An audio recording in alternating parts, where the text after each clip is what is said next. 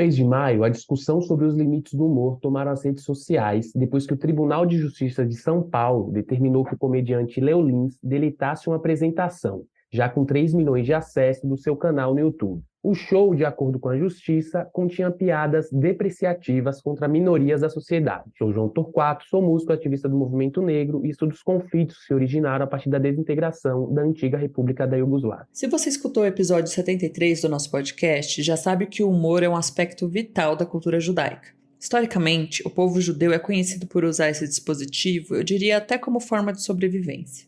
Rir de si mesmo acabou se tornando uma característica judaica, de Freud a Amy Sherman Palladino. Mas quais os limites desse humor, mesmo dentro do humor autodepreciativo, quando se fala em fazer piada com minorias? Eu sou Amanda Hatzira, estudante de psicanálise, professora e pesquisadora de temas relacionados à cultura judaica e sociedade israelense. Nossa convidada hoje é a Rosana Herman, e eu vou ler a forma aqui como ela se apresenta na internet. Rosana é escritora, roteirista e bloqueada pelo Boninho desde que cobriu o primeiro BBB há 20 anos. Já deu para sentir um pouco aí a relação da nossa convidada com o humor, e para quem não sabe, ela também é mãe da Anitta Efraim, também host aqui do nosso podcast. Seja muito bem-vinda, Rosana, e muito obrigada por aceitar conversar com a gente hoje.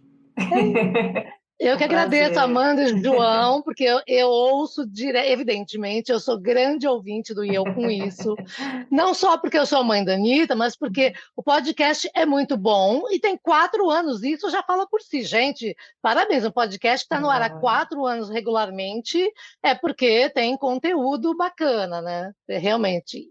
E eu fiz a lição de casa, tá?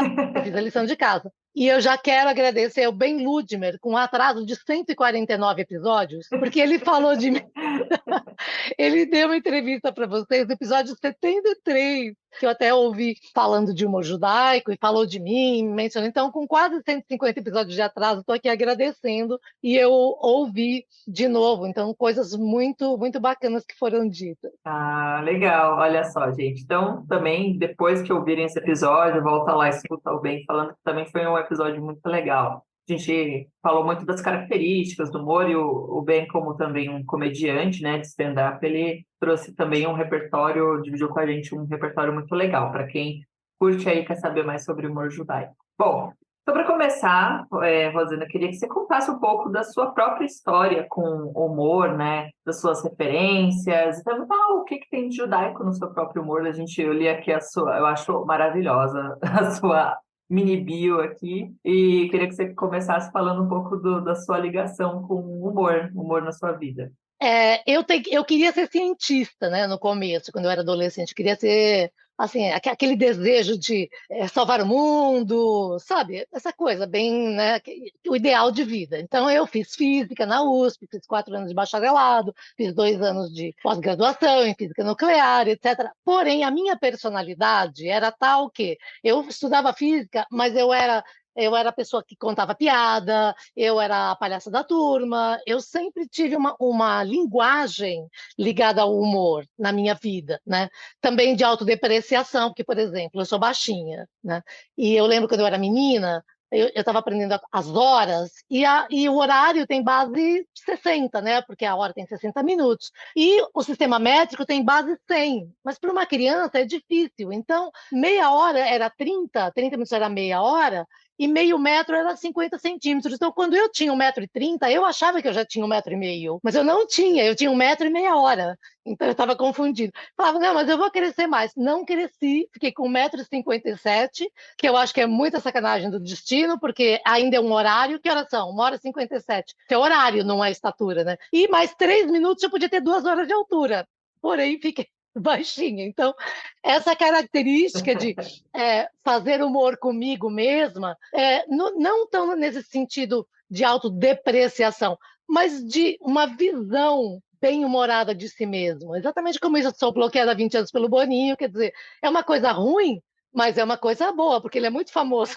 Então, eu não sou, é o mesmo que dizer assim, eu não sou qualquer pessoa, eu sou bloqueada por pessoas famosas. Então, ele sabe que eu existo, porque quando alguém dá um bloco, você sabe que ela existe, você está assim, assinando um atestado de que você sabe da existência da pessoa.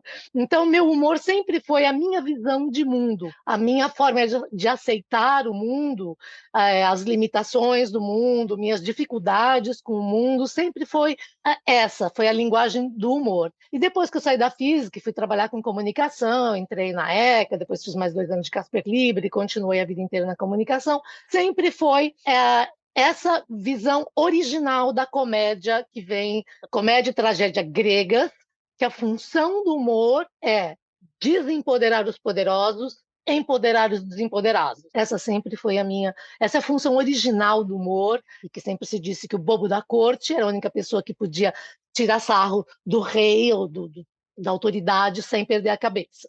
Então, essa sempre foi a minha visão pessoal da função do humor, né? Então, não é você fazer humor de minorias, tirar sarro de quem sofre, isso não é humor, isso chama covardia, isso tem outra palavra, né? Isso tem outro termo. O humor é realmente o humor tem uma função social de redistribuição de poder, né? De representar pessoas desempoderadas e tirar sarro de quem tem poder demais para dar essa reajustada, porque o humor ela é uma linguagem muito mais permeável, ele tem uma natureza que você consegue ultrapassar certas barreiras, assim, porque ele tem essa permeabilidade, ele passa por porosidade com o humor, né? Você consegue dizer coisas para questionar autoridades que, se você fizesse de um jeito mais direto, talvez você, né, sofresse sanções. Sim, sim, né? Exato. E assim, pensando, né, que esse lugar que essa questão que você falou, né, que no caso hoje esses humoristas, né, ditos humoristas aí, faz totalmente o contrário, né, fazem entre aspas piadas com povos que já são historicamente perseguidos, oprimidos, enfim, como esse caso aí do Léo Lins, por exemplo, e puxando um pouco o humor judaico, digamos assim, né. Existe um tipo de humor judaico que não necessariamente tem a ver com piadas, mas é quase um auto-sarcasmo, né? Uma maneira de tirar sarro de si mesmo. Eu acho que a comunidade negra também, em particular a comunidade negra americana, tanto que a gente vê, né, aí fazendo essa intersecção, principalmente no cinema, a gente vê muitos comediantes judeus e comediantes negros trabalhando em conjunto e tal, isso, tirar sarro de si mesmo, da Isso. própria situação. Tem uma sketch do Dave Chappelle, se eu não me engano, que ele fala. Dave Chappelle não, acho que é do Dave Chappelle, que ele fala sobre como o racismo é benéfico para os negros, enfim, uma grande ironia. E aí o ponto é: você acha que esse tipo de humor, aí voltando à questão judaica, né, ele é benéfico ou ele acaba abrindo uma brecha quando a gente lida com estereótipos ou com questões que quem está de fora ali já está um pouco nesse lugar, acaba abrindo uma brecha para o antissemitismo? Então, a gente falou primeiro assim da função geral do humor que vem lá da Grécia Antiga, e vamos falar agora qual é a função, como funciona, né? Função no sentido de funcionamento mesmo, do humor de comunidade, né? O humor judaico ou o humor da comunidade negra. Vamos falar desse humor. Como é que o humor acontece e em que ambiente ele acontece? O humor, quando você estuda humor, porque sim, tenho que estudar, né? O humor, uma das funções é o alívio. O humor relaxa, o humor descontrai. A frase mais maravilhosa que eu já ouvi sobre o poder da comunicação do humor foi do Pedro Cardoso. Ele disse a seguinte coisa, que o humor é tão poderoso que ele te toma de assalto quando você compreende uma piada. Essa piada te toma de assalto, ela te assalta mesmo, né? De uma forma tal que você é capaz de rir de coisas que você nem concorda. Você nem concorda com aquilo, mas às vezes você ri, depois você fala, ai, que horror, mas você já riu, já está rindo, né? Porque o humor tem essa função de alívio. Então, para rir, você tem que estar em segurança, porque a hora que você ri é um estado de vulnerabilidade para o ser humano bicho, né? Quais são os momentos de vulnerabilidade? Quando a gente come, quando a gente está comendo, o cachorro, quando está comendo, você for lá, ele é capaz de te morder, porque ele está em estado vulnerável, ele pode ser atacado. Quando você dorme, totalmente vulnerável, por isso a gente tem que dormir numa guarida. Quando a gente ri, está gargalhando e está relaxado. E quando a gente faz qualquer outra coisa fisicamente biológica, assim, qualquer necessidade física, que são estados de vulnerabilidade. Então, para rir, você tem que estar entre amigos ou na sua comunidade. Quando você está cercado dos seus, da sua tribo, da sua comunidade, você tem segurança para poder achar graça. Por isso que, por exemplo, humor judaico é um humor de comunidade. Então, primeira coisa, você está seguro. Você está entre os seus, você pode rir à vontade que não vai ter problema. Ou você está em qualquer tribo pessoal. Segunda coisa, tem o alívio, né? Tem a coisa de estar junto. O humor, ele agrega, ele mantém, ele reafirma a adesão da comunidade. Então, quando eu estou na minha comunidade, eu conto uma piada, eu estou ouvindo uma piada de humor judaico, eu estou contando uma coisa falando sobre da mãe da gente. Você está reforçando laços de comunidade. Então, ele reagrega, ele tem uma função cultural nesse sentido, função agregadora. Então, tem alívio.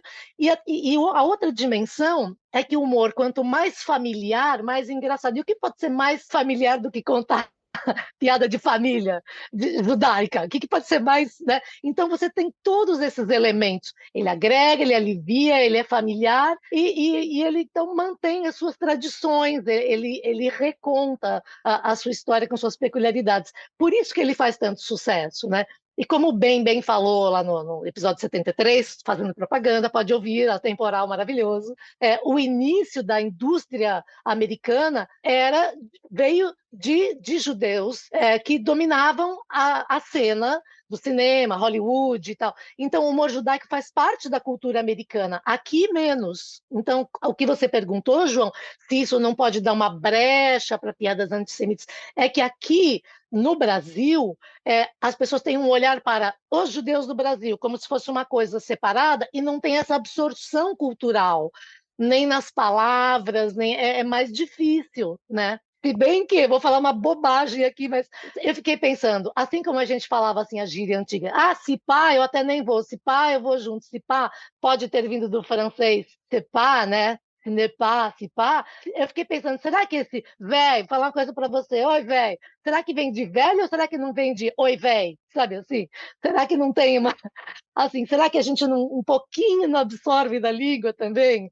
Assim, mas pouco. No Brasil ainda tem este olhar, não teve essa absorção de linguagem, pelo menos na minha visão. Mas o humor judaico ele tem todos esses elementos e tem mais um, que é realmente o existencialismo, né? Ele é muito mental, as piadas também são muito, falam dos costumes e falam muito sobre a própria existência, de questionar a existência divina. Então ele para em pé e é sólido, porque o humor judaico contém assim, os três eixos, a identidade, a comunidade e a visão de mundo, que inclui a religião. Então ele é muito sólido, ele é muito estruturado, eu acho. Muito massa. Nossa, te ouvindo assim, dá tanto insight, assim, eu tô me sentindo uma aula, tá incrível. Palestrinha, parece que é apelido. Não, mas assim, melhor sentido mesmo, porque tá vindo muita coisa, assim, o que você falou, assim, essa estrutura, né, de como você está em comunidade, né, você realmente está nesse lugar seguro, né, faz muito sentido, realmente, assim, eu mesma, né, pensando, é uma coisa que eu sempre penso, assim, tipo, nossa, mas não pode dar brecha, né, pro antissemitismo, né, você fazer piada, assim, né, de dentro para fora, assim, da comunidade, mas realmente faz muito sentido, né, essa questão da vulnerabilidade, de estar entre os seus, dar esse contexto de segurança mesmo. Porque o errado não é você mostrar suas vulnerabilidades, isso é se mostrar humano, né? Tá aí o sucesso Sim. da Brené Brown, né? Que ela fez um TED Talk que virou um sucesso mundial falando de vulnerabilidades. O errado é você atacar o vulnerável. Uhum. Né? Isso que é errado, não é engraçado. Quer dizer, pode ser engraçado se você está numa comunidade de pessoas agressivas e elas acham graça porque elas são agressivas, mas atacar atacar a vulnerabilidade, tá falando, isso é uma covardia, né? Porque Sim, você pode até observar e ficar quieto, tem aham. alguém falando das suas vulnerabilidades, não precisa atacar, né? Ah, total, é bater em quem já apanha desde sempre, né? É, E exatamente.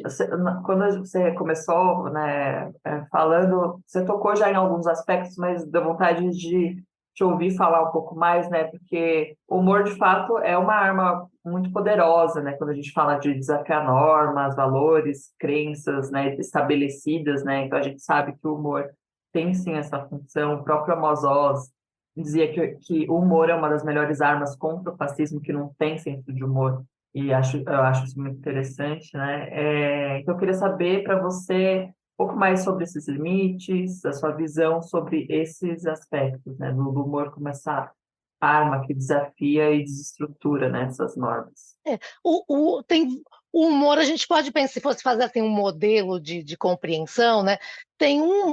Quando você precisa, digamos, usar o humor como arma, como você está falando, e citou Amos Oz e tudo, se você precisa, então você tem que ver como é que eu vou fazer essa abordagem. Eu vou falar, a linguagem vai ser de humor, mas tem um humor que ele é meio corrosivo, né? Que é assim, você precisa desestruturar uma estrutura fascista, seja lá o que for, uma coisa estruturada. Que pode, quando você pensa em estrutura, você pensa num prédio feito com ferro, vigas e tal. Se você ataca a base com uma coisa ácida, você corrói, né? Então você usa o humor para apontar contradições, fala, ué, mas olha lá, você aponta uma contradição, a contradição em si, ela já é você põe um conflito interno na pessoa, ela fica meio desarmada, né? Ela desarma. Então, dentro dessa arma chamada humor, tem várias nuances que você pode atacar nesse sentido, de você desarmar a autoridade, de você questionar incongruências, né, conflitos internos. Então, às vezes você usa ironia, então tem nuances que você usa dependendo de cada coisa. Se você estiver fazendo, por exemplo, humor político, né?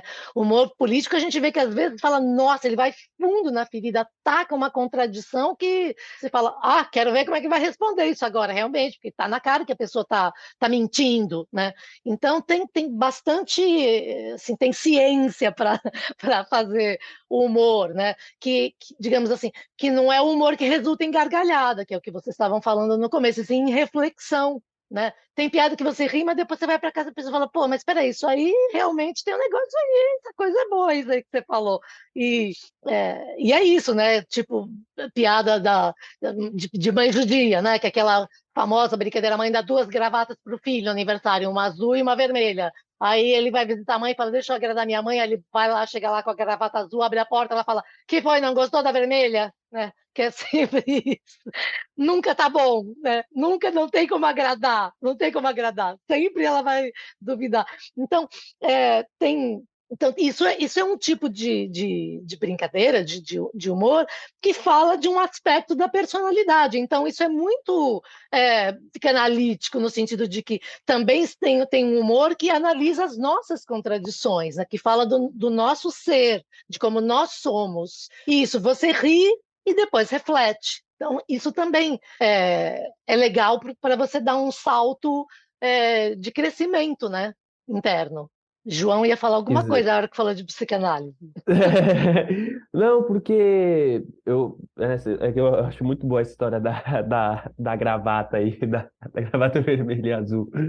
Mas muito desses humoristas, né, aí voltando, que defendem esse tipo de piada que ataca minorias, enfim, é, grupos historicamente perseguidos, que, enfim, passaram e passam por processos extremamente violentos, né?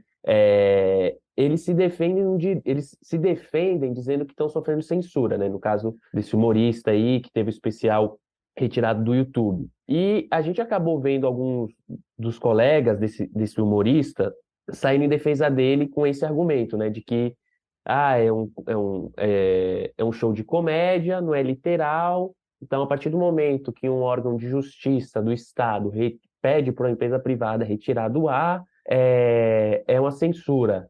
E um argumento, né, que é um pacto narciso da branquitude, eu acho que é, ao meu ver, assim. Qual é a sua opinião nesse sentido, né, desses humoristas que saem em defesa desse tipo de piada e que diz que, de fato, tem uma censura sobre a comédia?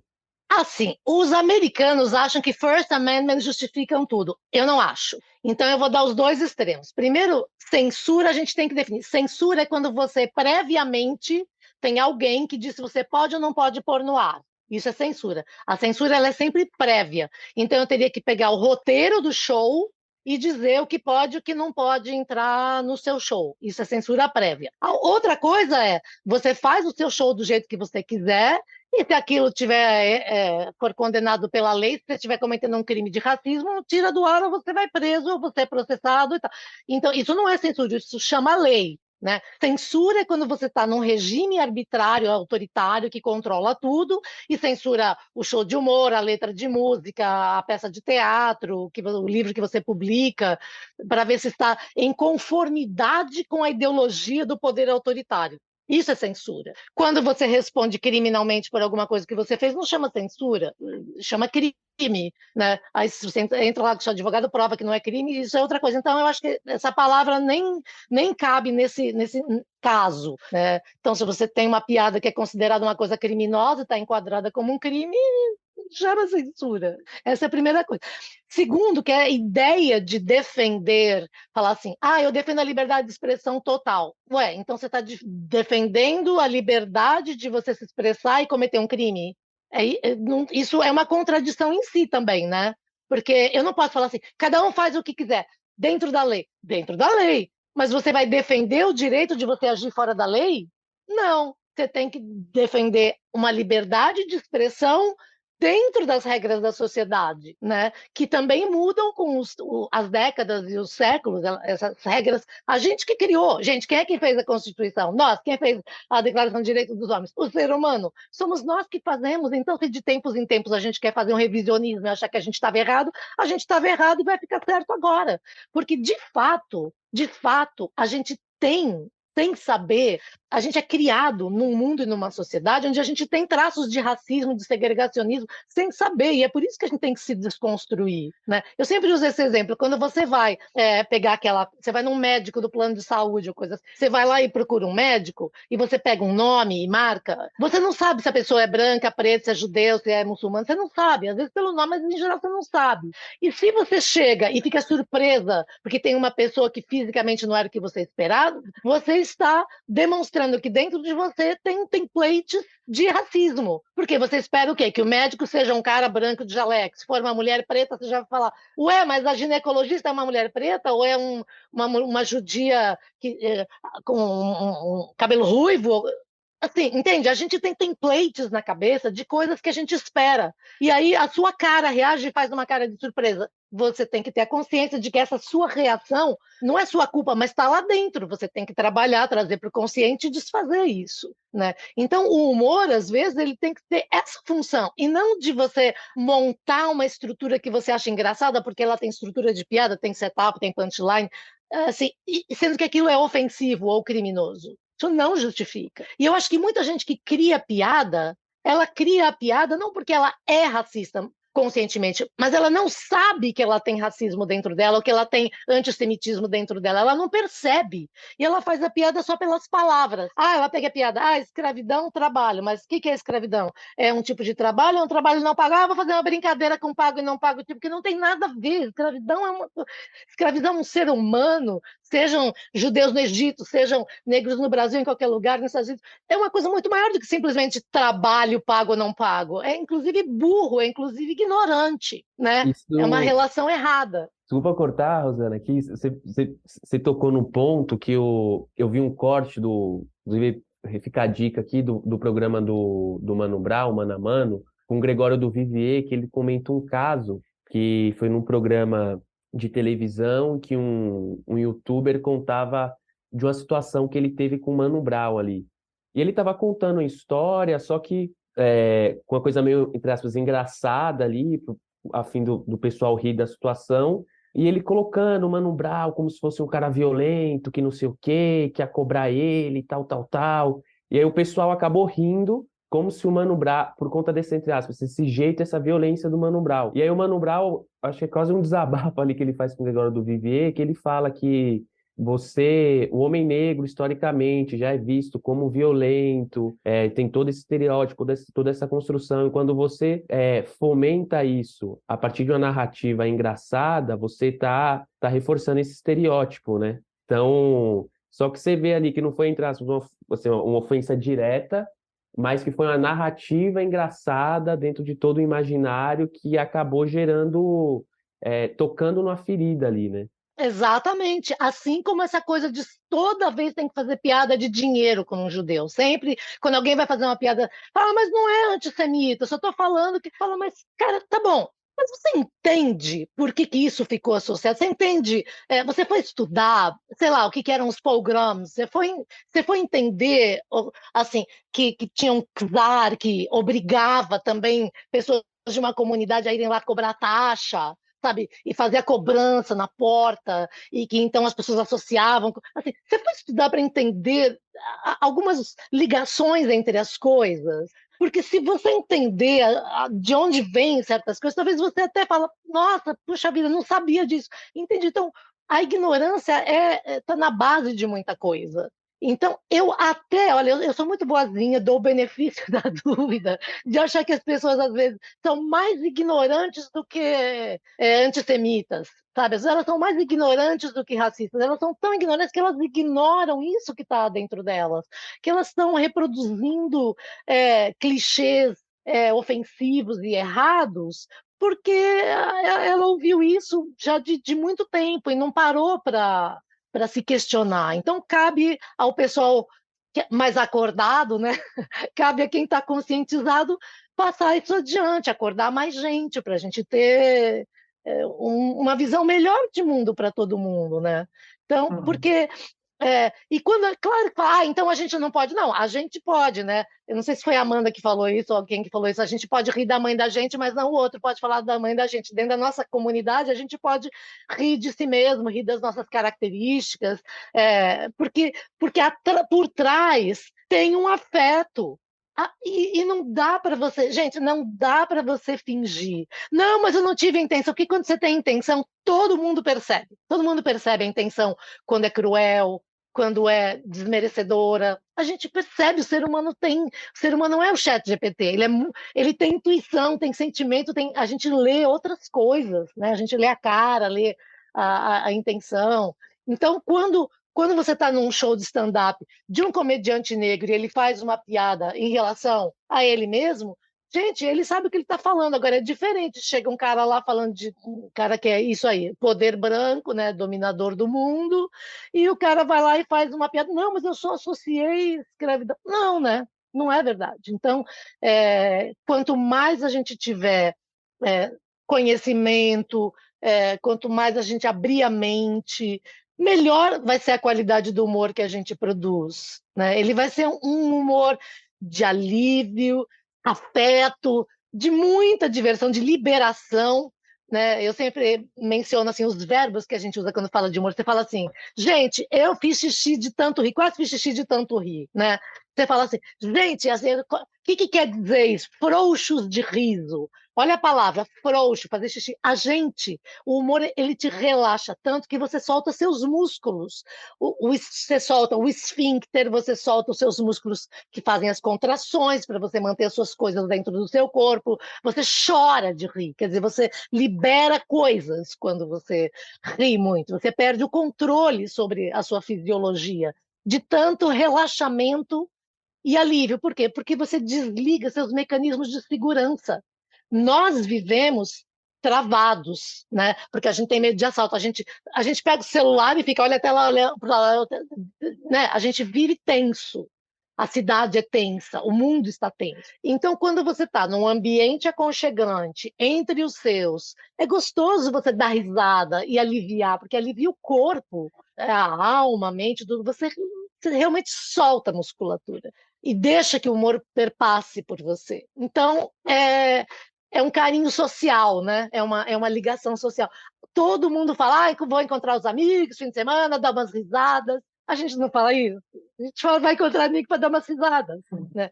Então, para ter alívio, é preciso que a gente tenha um pacto social de não violência.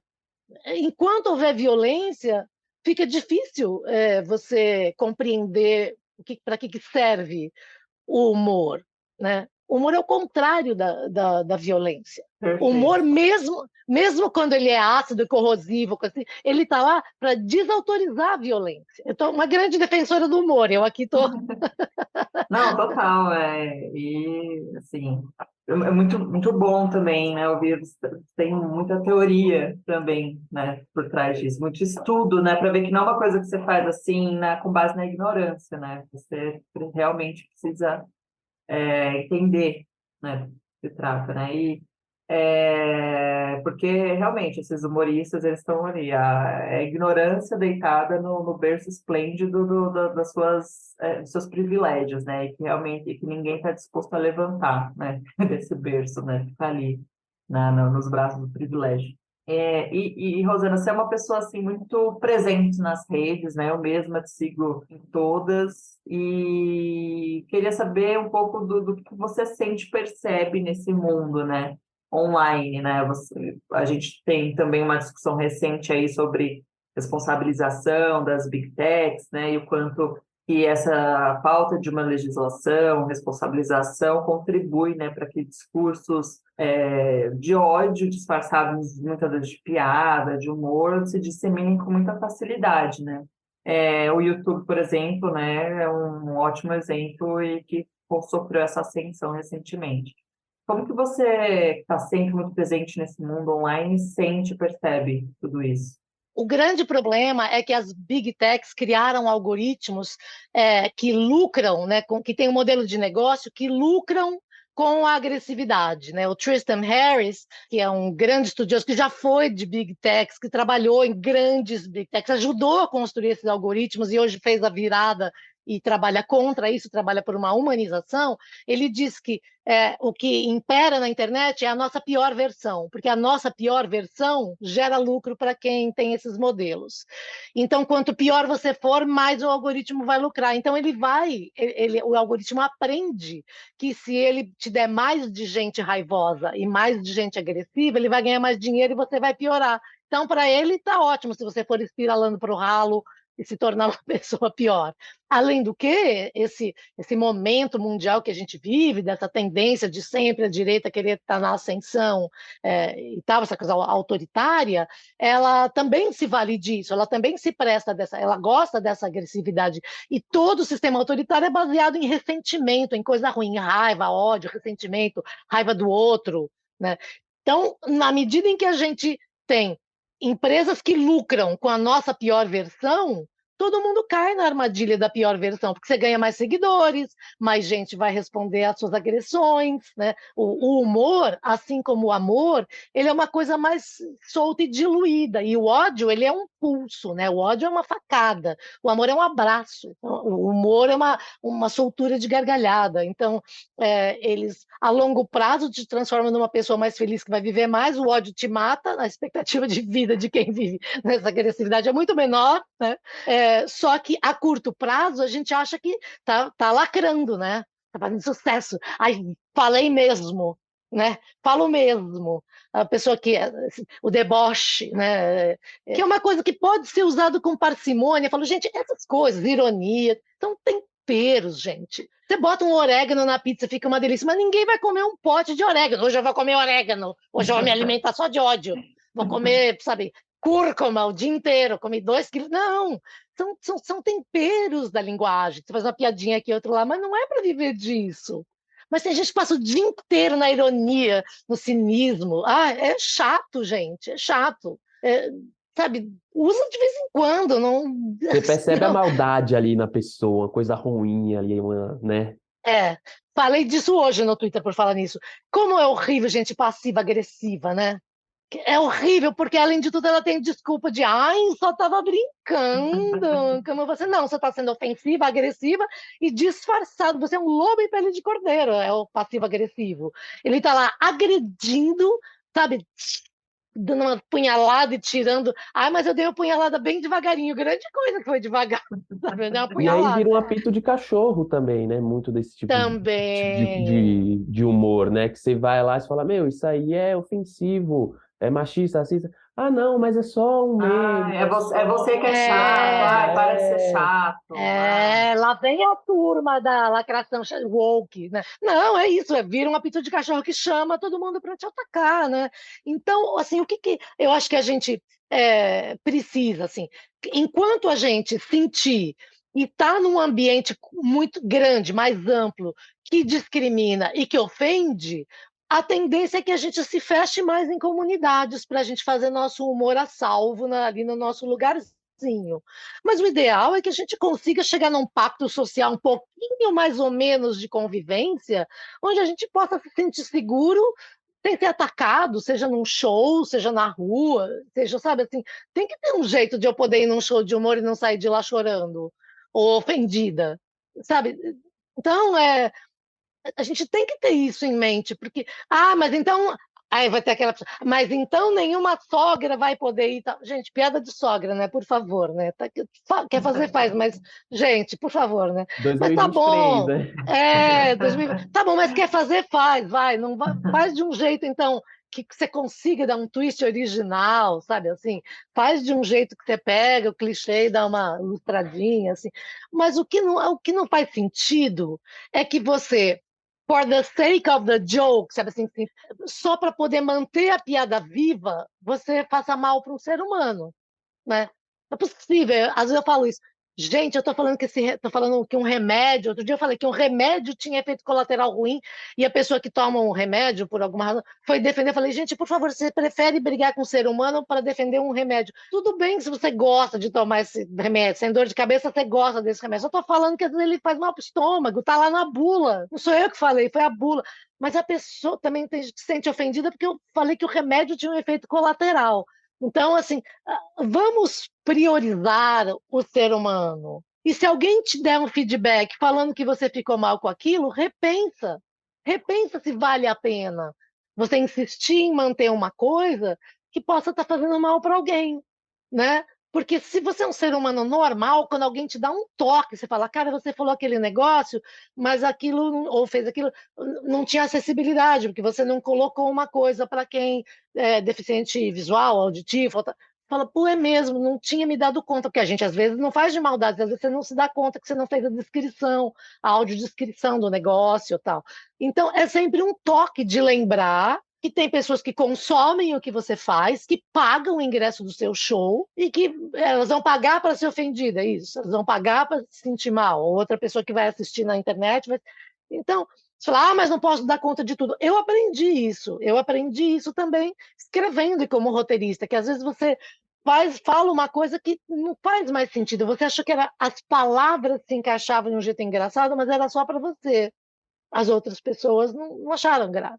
E Então, não é problema nenhum também você tipo, chegar e parar e falar, meu, é isso, se desconstruir também, né? Eu tenho o rapper, que é o Baco Exu do Blues, que ele, quando lançou, ele tinha um trecho de uma música dele que tinha um conteúdo transfóbico, e ele mudou a letra, eu acho que hoje ele nem canta mais essa música, assim, quando o pessoal pede, ele falou, meu, eu não tinha consciência daquilo ali, cresci no universo onde a pauta trans não estava no meu dia a dia, escrevi essa letra, o pessoal questionou, mudei e não canto mais essa música, acabou e é isso. legal você falar isso, porque realmente a gente foi criado, eu, na minha geração, a gente não tinha ideia do que era ser trans. Os programas de TV, tipo, tinha o Bolinha, uns outros apresentadores, que usavam travestis, esse era o nome que eles usavam para fazer competições e coisas, como uma coisa circense, sabe? Assim, usava como uma atração para tirar sarro, para assim, era uma sociedade absolutamente é, preconceituosa e que usava isso para fazer graça, sabe? Sem compreender. Então, a gente entende que tem pessoas que têm mais dificuldade, que nem sabem direito, você tem que ir lá explicar, mas então vamos lá e a gente explica, sabe assim, vamos elucidar, vamos jogar luz para todos, né? Então, por que a piada é com a pessoa que é trans em vez de ser com um transfóbico, sabe? É isso que é, você está reforçando uma coisa errada.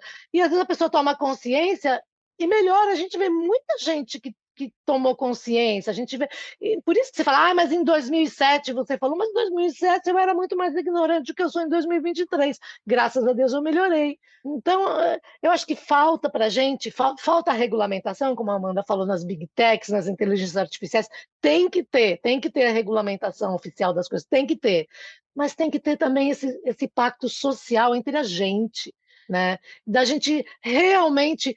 Por que você não pode ouvir uma piada? Se um judeu está contando uma piada sobre judeu. É engraçado, eu dou risada. A pessoa pode ser goi, tanto faz, mas ela ri junto, não ri de, né? Rir junto não é rir de da pessoa, é rir com, né? Assim, entender. A gente entrou realmente num. Eu falei isso outro dia numa conversa que eu tive, fui lá, numa sinagoga que a Anitta e o Henri vão, e eu falei um negócio que eu aprendi na internet com um físico, filósofo maravilhoso chamado Max Tegmark, isso, Max Tegmark é o nome dele. E ele aprendeu também com alguém de uma entidade que está na Torá, está em Levitícios, tá, chamado Moloch, que é uma entidade horrorosa para quem se fazia sacrifícios humanos, supostamente. E ele fala assim que nós estamos no jogo de Moloch. E esse jogo é um jogo onde todo mundo entra e todo mundo perde. Ninguém ganha. Tipo a Dilma falou, ninguém vai ganhar, ninguém vai perder, todo mundo vai perder. E é um jogo do capitalismo onde as pessoas entram numa competição, competem, todo mundo sai perdendo e não consegue sair do jogo. Aí ele dá um exemplo, que tem inclusive outras pessoas que deram esse exemplo, que é assim, filtro. Todo mundo bota a cara no vídeo, a gente tá aqui e bota a cara no vídeo. Aí uma influenciadora vai lá e bota um filtro e fica linda. Aí a outra que compete com ela para os seguidores fala, ai, gente, ela tá usando filtro, vou usar também. Aí a outra vê as duas e bota filtro também. Aí todo mundo bota filtro. Aí chega o TikTok e fala, vou botar filtro automático, porque aí se a pessoa ligar o TikTok e estiver mais bonita do que ela tá no Instagram, ela vai preferir fazer vídeo no TikTok do que Reels no Instagram. E ela bota filtro automático. O que acontece? Qualquer pessoa que hoje bota a cara no vídeo e não bota um filtro, não se maquia e bota cílio postiço, a pessoa fala, nossa, tá acabada, tá cansada, tá velha, tá feia, nossa, não podia se maquiar. Ou seja, você não pode mais ser você não pode mais abrir a câmera, porque entramos no jogo de Moloch.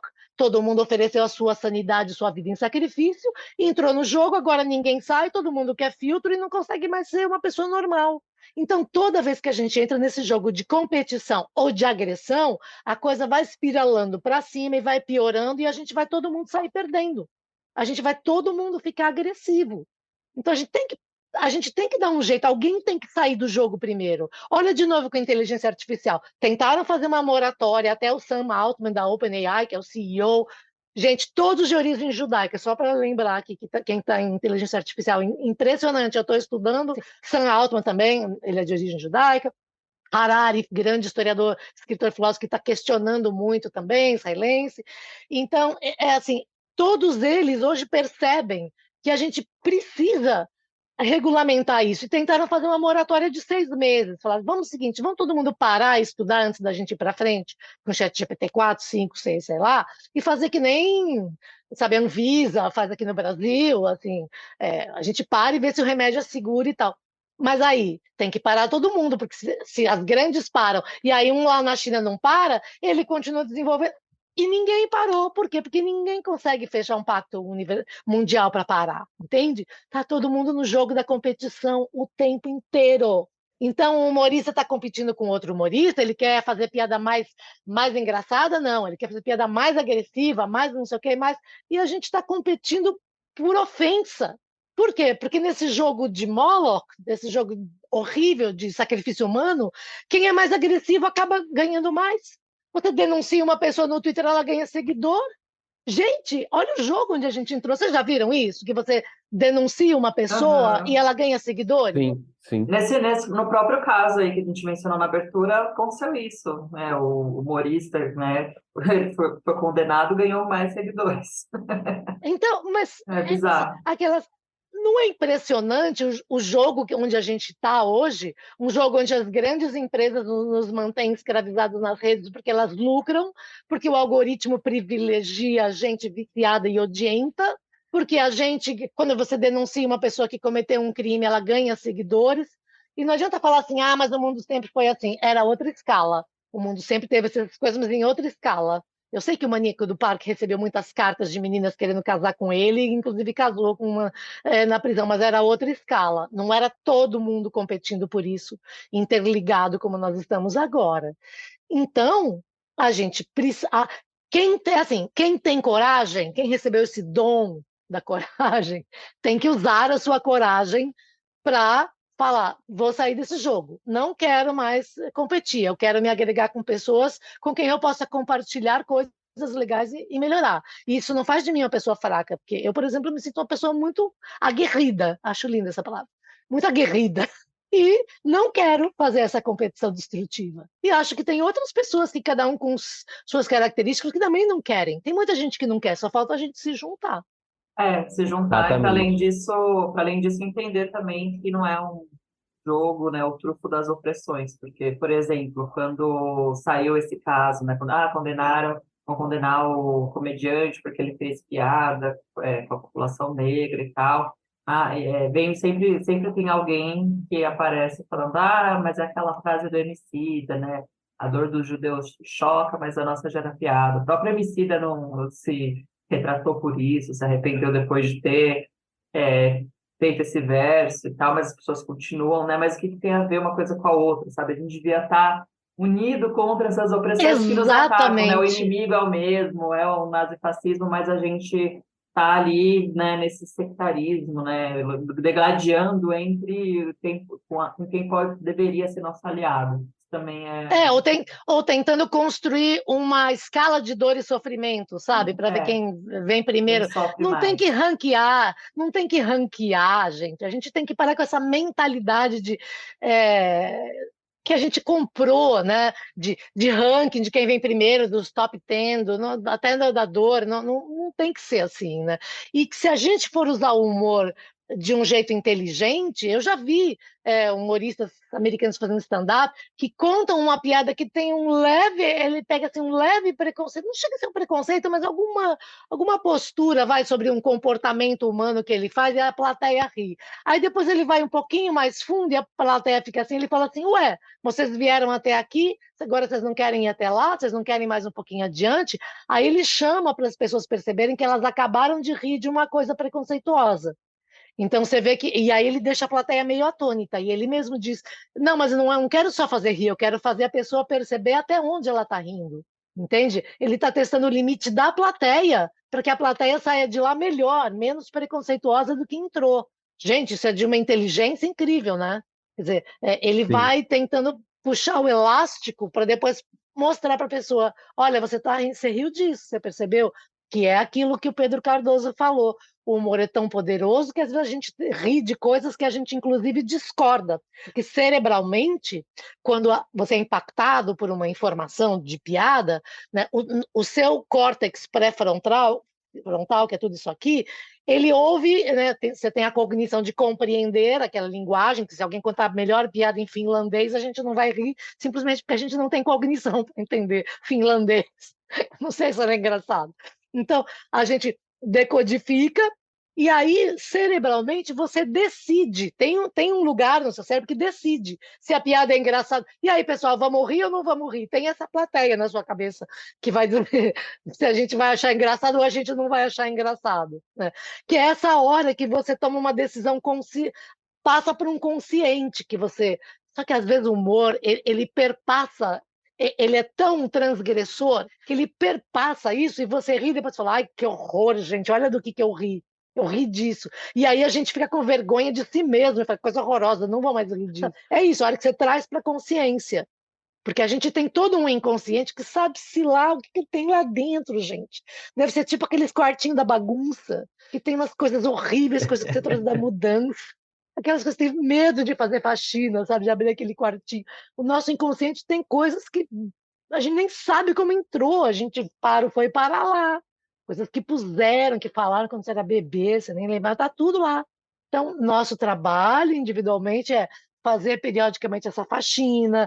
O nosso trabalho profissional é ir lá e jogar uma luz e tirar um pó para poder renovar. Né? Então, vamos usar o humor como essa poderosa arma aliada de uma decisão, de um pacto social da gente de deixar cada um fazer sua graça ou consigo mesmo, mas criar ambientes seguros para que a gente possa ser vulnerável e viver sem essas cercas elétricas ligadas o tempo inteiro, sabe? Você faz um prédio lindo. Gente, essa é a vida na cidade hoje. Um prédio lindo, com aquele arame farpado, eletrificado em volta. Gente, o que adianta?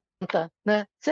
O meu prédio tem aquela coisa eletrificada que passa um bichinho, faz bzz, sabe que negócio faz aquele. É uma cerca elétrica, tipo raquete Sim. elétrica, é horrível. A gente está vivendo assim. Eu acho que com isso, a gente, sim, essa explicação fantástica aí que a Rosana trouxe aqui, eu acho que é isso, eu acho que é rir em um lugar seguro, eu acho que é um momento que a gente pega essa pauta, essa situação aí para discutir, né, questões, pontos de vista, perspectivas, quem que está fazendo essa piada, de onde vem, de onde parte, e que é isso, as pessoas já têm tantas opressões, já têm tantos desafios, tantas violências, mais uma disfarçado de piada e eu acho que ninguém merece. Enfim, fica aqui o agradecimento, Rosana, por ter, fantástico, fantástico. Muito Obrigada. obrigado mesmo, as portas estão sempre abertas. E é isso. Obrigada. No programa de hoje a gente conversou com Rosana Herman, que é escritora e roteirista. Pronto. Obrigada, gente. Muito obrigada, agradeço, Rosana. Rosana. Eu Obrigada, terminei Amanda. aqui o episódio aplaudindo. Acho que esse é do tipo de episódio que a gente grava e depois volta para escutar de Exato. novo 2, 3 vezes, assim. Então, muito obrigada. Espero te receber mais vezes aqui. Vai ser sempre um prazer. Obrigada, gente. Um beijo. E para quem está escutando a gente, quiser mandar uma mensagem, já sabe, é só escrever para o @institutobrasilisrael.org. Estamos em diversas plataformas de áudio, como Spotify, Orelo, Apple Podcast, Google Podcasts e também no canal do YouTube do Instituto Brasil Israel. Não esqueça de seguir o IB nas redes sociais e até quarta-feira que vem.